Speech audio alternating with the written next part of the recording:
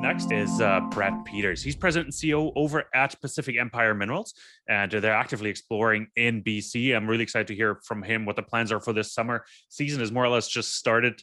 So, Brad, I'm excited to hear from you. Thanks for joining us this morning. Thanks for coming on. Thank you, Kai. Much appreciated. You're welcome. Good to see you again. Good to see you. It's been a while. My name is Brad Peters. I am the president and CEO of Pacific Empire Minerals. We are a copper gold exploration company. We trade on the TSX Venture and on the OTCQB under the symbol PEMSF, TSX.v, PEMC. I will be making forward-looking statements, as you know, so take that into account. The value proposition for Pacific Empire really is we're a copper-focused company, but we also really think it's important to have gold with our copper deposits. And that's been a focus of ours for the last 8 years. We've been exploring and accumulating properties, weeding out properties during a bear market. And I think now we find ourselves in a resurgent copper market. And I think that this is an opportunity for us to really advance the portfolio in a new market. Really, the company has undergone a lot of changes in the last 6 months. Most notably, we brought on an entirely new technical team. That team is headed by our new vice president, Mr. Thomas Hawkins. In addition, as a company with 9 properties, we have multiple projects advancing this year. We have 2 partner-funded projects, the Kitimat and the Pinnacle. But our focus this year will be our flagship property, the Jean Marie property. In addition, being in British Columbia, I think more than ever at this point in time is a very, very important advantage for us. It's got many advantages, most notably, I think, hydroelectric power. Now, in the near term this year, what we're going to be doing this year is really developing and finalizing the drill targets that we have on our Jean Marie property. In addition to that, as I mentioned, advancing the Kitimat and Pinnacle through partner-funded exploration programs. As I mentioned, Pacific Empire really has a whole new technical team behind us here.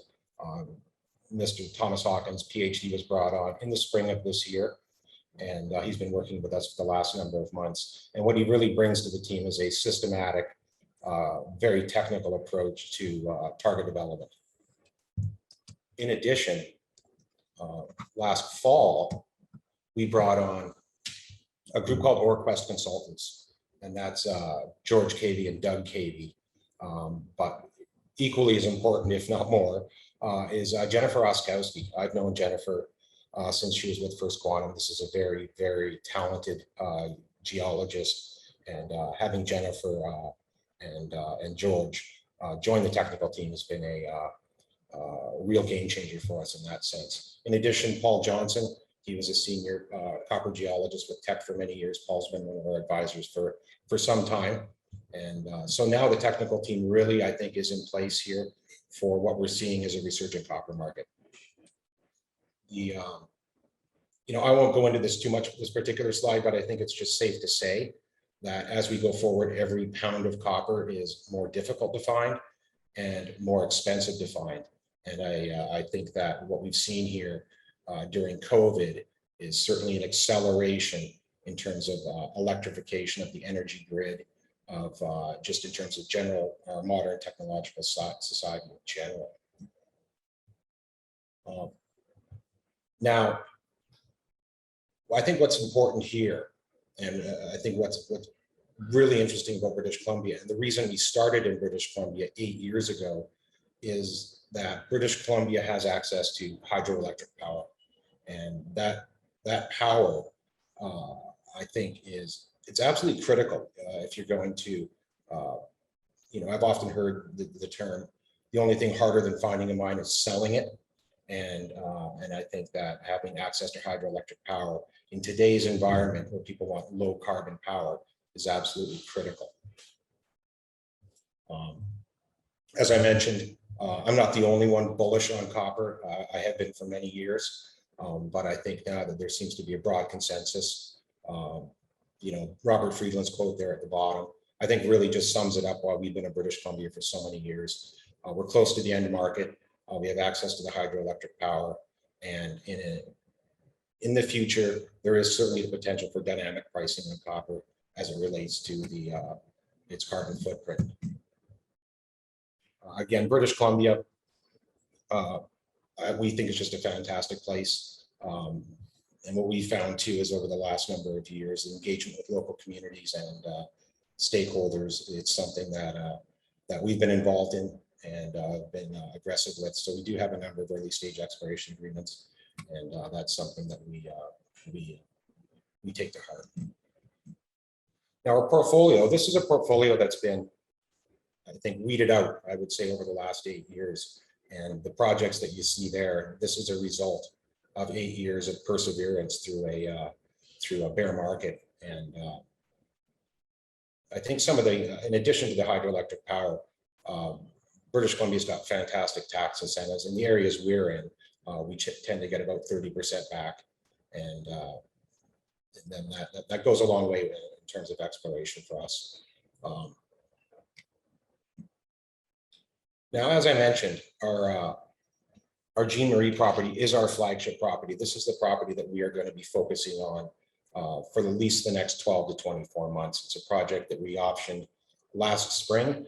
We were able to put 15 RC holes into it in the late fall of last year before we got snowed out. And but this is a project that we've had time now to review the data, and most recently here, we just put out news that we did increase the land position here by about 5,500 hectares. So we've now increased it to 12,600 hectares. It's a project that is located about 50 kilometers to the west of Mount Milligan, 50 kilometers to the south of Northwest Copper's Quanica deposit. And what we've seen on that property really is we've got this 9-kilometer trend where there's 3 mineralized zones, widespread soil geochemistry, and widespread anomalous copper and gold in outcrop. Some of the historic intercepts there, just short of 200 meters at 0.33 copper. And then again, our recent sampling last year, which was really important to us, was that we identified and I think demonstrated certainly that the project is it does have the potential for gold, where we see 1.75% copper, just under 9 grams gold there. As I mentioned, the work we've done this year, we've increased the land position. We've recently mobilized field crews about 2-3 weeks ago. And what they've been doing, and they're just about wrapped up now, is relogging historical drill core. We were able to get just over 300 boxes out from drilling from 1975, 1995, and 1997. And that's critical to us, as one of the things that we've done here over the last number of months is change the way that we organize, capture, and handle our data sets. So this is going into a database now where we have over just under 100 holes of drilling. And so that's absolutely critical to us. It's basically free drilling. And so that'll be wrapped up shortly. In addition to that, we'll be flying airborne geophysical surveys here very shortly. That'll be magnetics, radiometrics, VLF-EM. We will be doing LiDAR and high resolution ortho photos as well. In addition to that, we do have a soil geochemistry program planned for July. That'll start up probably next week. And in concert with that, we're having a gentleman named Derek Turner, who's a superficial geologist. That's a geologist that looks at the overlying material, overlying the bedrock. And he's going to be mapping and doing some work in that area for us so that we can combine that with the soil geochemistry and get an understanding of what we think we're looking at here and how to interpret the soil geochemical anomalies that we do have, because there are, or there is a very large area of copper, molybdenum, and gold geochemistry on the property. As it says there, we are permitted for drilling. We're permitted for 25 diamond drill holes and 100 reverse circulation holes. We did do a bit of work last year.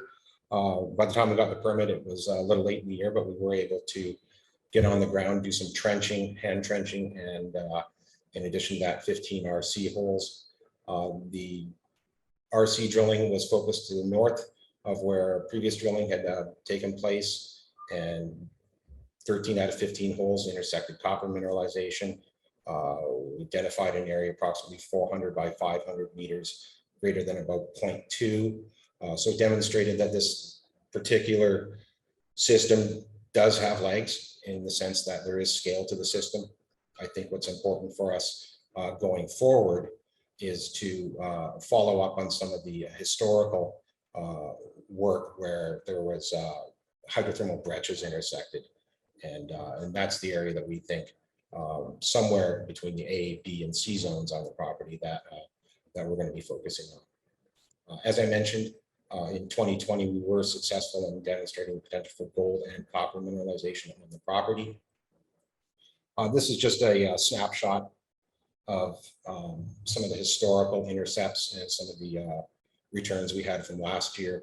I would point out what is most significant to us is J97-11. This was the hole that really sold the property for me. There was an intercept in this hole where at around 200 meters, for example, there's a hydrothermal breccia, and within that hydrothermal breccia, there were two phases of mineralized porphyry in there. And that's something that I don't think can be understated. That's something that our advisor, Dr. Paul Johnson, has always preached, that if you're looking for a porphyry system, one of the things you need to make sure you identify on that project is not just copper, it's an actual porphyry intrusion. And so this is really what we're chasing on the property. And this is why we're putting together this data set, this very comprehensive data set, with the objective within about 2 months to have it in 3D and to have a very comprehensive view of the lithologies on the property, the nature of the alteration, and that will allow us to identify, rank, and prioritize drill targets going forward. As I mentioned, we've been around, I think, really privately since 2013, went public in 2018. Since that time, we've issued just under 90 million shares, 145 million fully diluted. And right now we just finished a financing. So we're sitting at about just over $1.5 million in cash. Oops. And that brings us to the end. One thing I will say is that, of course, is that as a generator company operating during a bear market, I think we recognize the significance of the copper market we're in, and that this does have legs and this will be here for some time to come. So we've adjusted our strategy in the sense that we will be advancing our flagship property and having value added to our additional properties in the portfolio through partner funded exploration going forward. Fantastic. Brett, thanks so much for running us through the presentation. Looks like lots of upside, technical success already. Time to get more drills into the ground, I think, isn't it? I think so, absolutely. And one of the advantages we have is we have our own in-house reverse circulation drill. And I think that's something that we've used it differently in previous years, where we've drilled deeper holes. I think this year what we're looking at is a large number of shallow holes over a wide area. And that'll help us certainly to develop I think diamond drill targets as we go forward here. Fantastic. Brett, what's the budget for this year? Run me through. Budget right now is about $350,000, and that'll take us out through a couple months here. And then once we get to that point, we'll make a decision in terms of additional financings or how we want to go about approaching future diamond drilling. Great. Sounds good. Brett, thanks so much for joining us this morning. Really appreciate you coming on, and we have to move forward in the program. Thanks so much for joining us, Brett. Thank you.